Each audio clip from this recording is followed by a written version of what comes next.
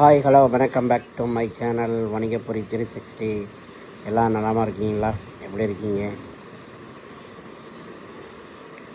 நான் தான் உங்கள் செல்வகுமார் பேசுகிறேன். ரொம்ப அழுகியாக வருது. இப்போது நம்ம ஸ்டோரிக்குள்ளே போயிடலாமா? ஸ்டோரியில் பார்த்திங்கன்னா சோலைன்னு ஒரு கிராமம் இருக்குது.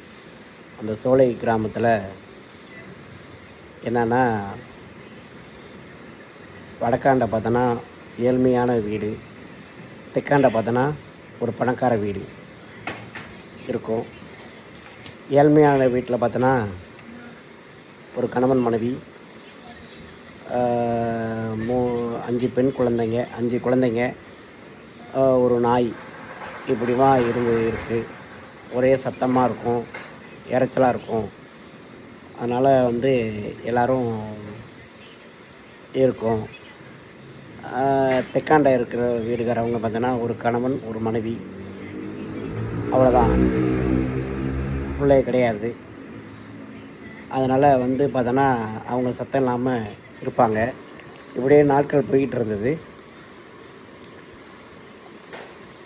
வடக்காண்ட பகுதியில் ஒரே இறைச்சலமாக இருக்குது. தெற்காண்ட பகுதி போய் சண்டை போடுறாங்க. ஏன் நாங்கள்லாம் தூங்கக்கூடாதா? ஏன் இவ்வளோ சத்தமாக இருக்குது உங்கள் வீட்டில்? இவ்வளோ சத்தம் இறைச்சலமாக இருக்குது அப்படின்னு சொல்லிகிட்டு இருக்காங்க. இந்த வடக்காண்ட வீட்டில் ஒரு பாட்டி இருப்பாங்க. அந்த பாட்டியும் வெத்தலை குத்துற உலக்கையை வச்சு டங்குன்னு குத்தி அது ஒரு சத்தம் இருக்கும், டிஸ்டர்பன்ஸாக இருக்கணும்னு சொல்லிட்டு தெற்கால வீட்டுக்காரங்க பணக்கார வீட்டுக்காரங்க சண்டை போட்டுகிட்டே இருப்பாங்க. டெய்லி சண்டை நடந்துகிட்டே இருக்கும். இப்படிவே நாட்கள் போயிட்டு இருக்கும்போது வடக்காண்ட வீட்டுக்காரவங்க மாசமாக இருக்காங்க. அவங்க வளர்க்குற நாய்க்குட்டிக்கும் மாசமாக இருக்குது. இப்படியே நாட்கள் செல்ல அவங்களுக்கும் 6வது ஒரு குழந்தை பிறக்குது.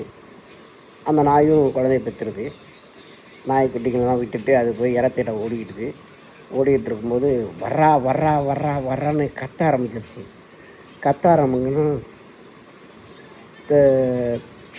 தெற்கு வீதிக்காரது உள்ள பணக்கார வீட்டுக்காரங்க வடக்கு தெருவில் உள்ள வீட்டுக்காரங்களை ரொம்ப சண்டை போடுறாங்க. ஏன் நாயெல்லாம் தூக்கி வெளியே போடுங்க, எங்கேயாவது விட்டுருங்க, நாங்களாம் தூங்குறதா இல்லையா அப்படின்னு சொல்லிட்டு ஒரே சத்தம், ஒரே சண்டை சச்சரவு அப்படியே போயிட்டுருக்கு. இப்படியே போயிட்டுருக்கும்போது ஒரு நாள் நாய் போய் ரொம்ப நாளாவது வரவே இல்லை. இந்த குட்டிங்கெல்லாம் ரொம்ப அழுதுகிட்டே கிடந்துச்சு. அவங்க வடக்கான வீட்டுக்காரங்க அம்மா என்ன பண்ணாங்க, தன் குழந்தைக்கு கொடுக்க வேண்டிய பாலை எடுத்து நல்லா பீய்ச்சி கொட்டக்கஞ்சில் எடுத்து பீய்ச்சி அதை எடுத்துகிட்டு பஞ்சில் நினச்சி ஒரு நாய்க்குட்டிக்கும் வாய் திறந்து புழிஞ்சு ஊற்றி அதை பசியை தீர்த்தாங்க. இப்படியே தீர்த்துக்கிட்டு இருக்கும்போது இப்படியே நாட்கள் சொல்லிகிட்டே இருந்தோம். நாங்கள் அந்த பஞ்சை நினச்சி அந்த நாய்க்குட்டிக்கு வாயில் வச்சு பாலை பிழிஞ்சு ஊற்றுனாங்க. எல்லா குட்டிகளும் அமைதியாக தூங்க ஆரம்பிச்சிருச்சிங்க. எந்த விதமான சத்தமும் இல்லை.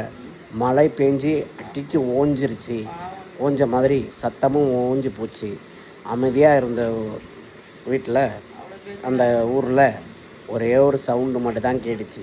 அது அந்த சவுண்டு எங்கேருந்து வந்துச்சுன்னா, தெற்கு தெருவில் உள்ள மாடி வீட்டு பணக்கார வீட்டிலேருந்து சவுண்டு வந்துச்சு. அது என்ன சவுண்டுங்கிறத சொல்லுங்கள், கமெண்டில் சொல்லுங்கள். சரிங்களா? அது என்ன சவுண்டுங்கிறத கமெண்டில் சொல்லுங்கள். மறந்துட வேணாம். சப்ஸ்கிரைப் பண்ணுங்கள், லைக் பண்ணுங்கள், கமெண்ட் பண்ணுங்கள், எல்லாருக்கும் ஷேர் பண்ணுங்கள். ஓகேவா? இந்த கதையை எல்லாருக்கும் ஷேர் பண்ணுங்கள். என்ன சவுண்டு வந்துச்சு அந்த சவுண்டை நீங்கள் எல்லோரும் சொல்கிறீங்க. ஓகே, பாய்.